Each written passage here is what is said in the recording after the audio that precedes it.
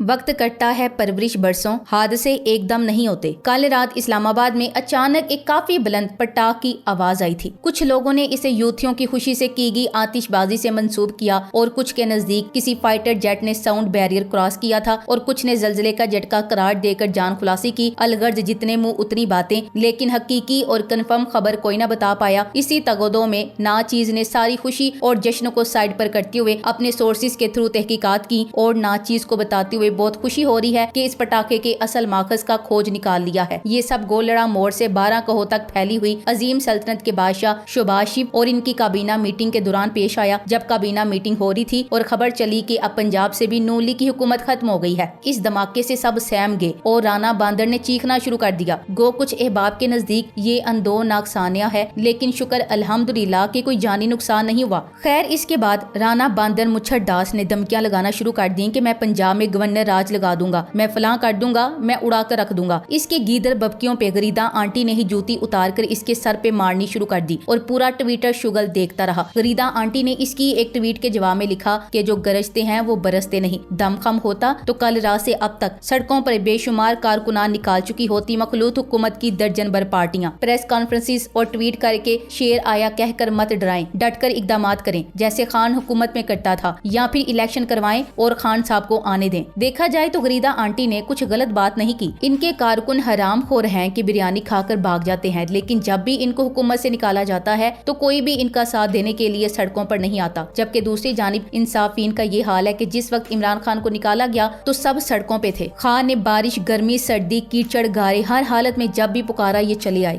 روزے رکھ کر بھی خان کے لیے نکلے اور کھانا کھا کر بھی خان کے لیے نکلے۔ آگ برستی تھی تو بھی جلسہ گاہ بری ہوتی ہے، اور بارش ہو رہی ہو اور کیچڑ میں لت پت میدان ہو تو بھی لوگ جلسہ گاہ میں کھڑے ملتے ہیں۔ پھر جب جشن کا وقت ہوتا ہے تو بھی وہ بغیر کسی کال کے سڑکوں پہ ہوتے ہیں۔ ادھر حرام خور پٹواری جانتے ہیں کہ یہ سب بھی حرام خور ہیں، روز حرام کا کھاتے ہیں، لیکن وہ ان کے نکالے جانے پہ باہر نہیں نکلتے۔ یہ الگ بات کہ وہ انہیں غیرت دلانے کے لیے احتجاج کرنے کی ترغیب دے رہی ہیں، اور اس سمیت تمام لفافے اس وقت سخت کرب اور تکلیف میں ہیں اور اب ان کو تانے مار رہے ہیں۔ سب جانتے ہیں کہ یہ گورنر راج کا راگ صرف خود کو تسلی دینے کے لیے الاپا جا رہا ہے۔ آئین کے آرٹیکل 232، 234، 235 میں گورنر راج اور ایمرجنسی کے متعلق ڈیٹیل سے بات کی گئی ہے، جس کو تھوڑا آسان الفاظ میں بیان کر دیتی ہوں۔ گورنر راج لگانے کے 2 طریقے ہیں۔ پہلا طریقہ یہ ہے کہ جس صوبے میں گورنر راج لگانا ہو اس صوبے کی اسمبلی کا اکثریت سے اس بارے میں قرارداد کا پاس کرنا ضروری ہوتا ہے، اور پھر اس کے بعد صدر گورنر کو حکم دے کر صوبے میں گورنر راج نافذ کرتا ہے۔ دوسرا طریقہ یہ ہے کہ اگر صوبے کی بجائے وفاقی حکومت کسی صوبے میں گورنر راج لگانا چاہتی ہے تو آئین کے مطابق اس کے لیے سمری ایوان صدر میں موو ہوتی ہے، نہ کہ ایوان وزیر اعظم سے، کیونکہ گورنر راج صدر پاکستان کی ثواب دید ہے، وزیر اعظم کی نہیں۔ اور پھر جب صدر گورنر راج لگاتا ہے تو اس کی اپروول اس کو پارلیمنٹ کے دونوں سیشن سے لینی پڑتی ہے۔ اس کے علاوہ گورنر راج لگانے کا تیسرا کوئی طریقہ نہیں ہے۔ ان حالات میں اگر نون لیگ نے گورنر راج لگایا تو گورنر راج میں آئین کے آرٹیکل 101 سے لے کر 145 تک کی شقوں کو معطل کرنا پڑتا ہے، کیونکہ جس صوبے میں گورنر راج لگتا اس صوبے کی قانون سازی کی پاور وفاق کو منتقل ہو جاتی ہے، اور اگر نون لیگ نے یہ بونگی ماری تو آئین کو زبردستی معطل کرنے پر ان پر سیدھا سیدھا آرٹیکل 6 لگے گا۔